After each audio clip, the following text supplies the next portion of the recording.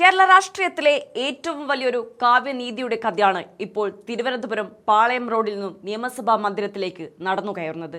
സിനിമകളിൽ മാത്രം കണ്ടിട്ടുള്ള തങ്ങളെ ദ്രോഹിച്ച പ്രമാണികൾക്ക് മുന്നിലേക്ക് ഇരയായിരുന്നവർ തലയുയർത്തി നടന്നു വരുന്ന അതേ മാസ് ക്ലൈമാക്സ്. ഒരു ഫോൺ കോളിലോ അല്ലെങ്കിൽ ഒരു കത്ത് വഴിയോ ഒരു സാധാരണക്കാരന്റെ കണ്ണീരൊപ്പാൻ കഴിയുമെന്ന് തെളിയിച്ചുകൊണ്ട് പുതുപ്പള്ളിയുടെ പ്രിയപ്പെട്ട MLA ചാണ്ടിയുമ്മൻ ഇവിടെ ചരിത്രത്തിന്റെ ഭാഗമാവുകയാണ്. അധികാരം തലയ്ക്ക് പിടിച്ച് തങ്ങൾക്ക് മുന്നിൽ വരുന്നവരെയൊക്കെ ചവിട്ടിമെതിക്കാൻ നോക്കിയ യുവദമ്പതികൾക്ക് കാലം കാത്തുവെച്ച പ്രഹരം കൂടിയാണിത്. കഴിഞ്ഞ കുറച്ചു കാലമായി കേരളം ചർച്ച ചെയ്ത ആ KSRTC ബസ് വിവാദം ആരും മറന്നിട്ടുണ്ടാവില്ല. തിരുവനന്തപുരം മേയറായിരുന്ന ആര്യ രാജേന്ദ്രനും ഭർത്താവും അന്നത്തെ ബാലുശ്ശേരി MLAയുമായിരുന്ന സച്ചിൻ ദേവും ചേർന്ന് ഒരു പാവം KSRTC ഡ്രൈവറോട് കാട്ടിയ ക്രൂരതയുടെ കഥയായിരുന്നു അത്. തങ്ങളുടെ VVIP വാഹനം ബസ്സിന് കുറുകെയിട്ട് ഡ്രൈവർ യദുവിനെ കള്ളക്കേസുകളിൽ കൊടുക്കാൻ നോക്കിയപ്പോൾ ആ ദമ്പതികൾ വിചാരിച്ചത് തങ്ങൾക്ക് മുകളിൽ ഇവിടെ ആരുമില്ലെന്നാണ്. പോലീസിനെ ഉപയോഗിച്ച് യദുവിന്റെ പരാതി പോലും വാങ്ങാതെ ഒതുക്കി ഒടുവിൽ ആ പാവത്തിന്റെ താൽക്കാലിക ജോലി പോലും കളഞ്ഞ് തെരുവിലേക്ക് തള്ളിവിട്ടു.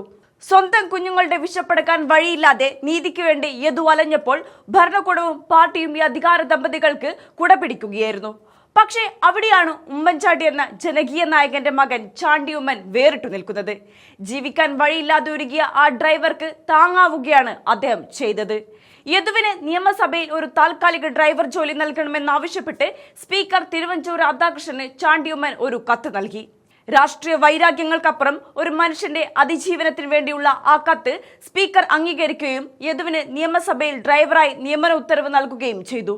തന്നെ കള്ളക്കേസിൽ കുടുക്കി വഴിയാധാരമാക്കാൻ നോക്കിയ VVIPകൾ ഇരുന്ന അതേ നിയമസഭയുടെ ഉള്ളിലേക്ക് ചാണ്ടിയുമ്മന്റെ കരുതലിൽ യദുവിനെ തലയുയർത്തി വണ്ടി ഓടിച്ചു കയറും. ഇതേസമയം യദുവിനെ ദ്രോഹിച്ച ആര്യ രാജേന്ദ്രനും സച്ചിൻ ദേവിനും കാലം കാത്തുവെച്ച തിരിച്ചടി ചെറുതല്ല. സച്ചിൻ ദേവ് കോട്ടയെന്ന് കരുത്ത് മത്സരിച്ച ബാലുശ്ശേരിയിൽ ജനങ്ങൾ അദ്ദേഹത്തെ ദയനീയമായി തൂത്തെറിഞ്ഞു.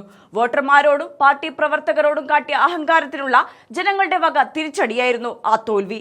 നിയമസഭയിൽ വീണ്ടും എത്തി പവർ കപ്പിൾസായി തിളങ്ങാൻ മോഹിച്ച ആര്യ രാജേന്ദ്രനാകട്ടെ സീറ്റ് ചോദിച്ച് പാർട്ടിയുടെ മുന്നിൽ കൈനീട്ടിയിട്ടും സ്വന്തം പാർട്ടി നേതാക്കൾ തന്നെ മുഖത്തടിച്ചതുപോലെ സീറ്റ് നിഷേധിച്ചു. ജനങ്ങൾക്കിടയിൽ ഇത്രയും മോശം പ്രതിച്ഛായുള്ള ഒരാളെ നിർത്തിയാൽ പാർട്ടി നാണം കെടുമെന്ന് സ്വന്തം മുതിർന്ന നേതാക്കൾ തന്നെ പരസ്യമായി പറഞ്ഞു.